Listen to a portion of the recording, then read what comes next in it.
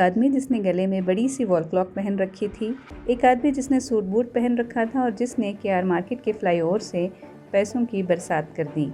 जी हाँ नाजरीन, एक साबिक कबड्डी खिलाड़ी जिसकी शनाख्त अरुण बताई जा रही है से मंगल को बेंगलुरु पुलिस ने पूछगछ की, जबकि उसे फ्लाईओवर से रुपए फेंकते हुए देखा गया था। 24 जनवरी की सुबह शहर के केआर मार्केट फ्लाईओवर से 10 रुपए के करेंसी नोट और एक और रिपोर्ट के मुताबिक 100 और 200 रुपए के नोट फेंके जाने की वीडियो तेज़ी से वायरल हो रही है और लोग इन करेंसी नोट्स को पाने के लिए एक दूसरे को झंझोड़ते हुए देखे जा सकते हैं। इस अजीबोगरीब वाक़े से कुछ देर के लिए हंगामा और ट्रैफिक जैम भी हो गया। अभी तक वाक़े के दुरुस्त वक्त का तयन नहीं हो सका है। हालांकि अरुण के गले में पड़ी वॉल क्लॉक में 11 बजे का वक्त देखा जा सकता है। वाक़े के वक्त इलाके में मौजूद लोगों के मुताबिक उस शख्स ने तकरीबन 3000 रुपये तक के नोटों की बारिश की।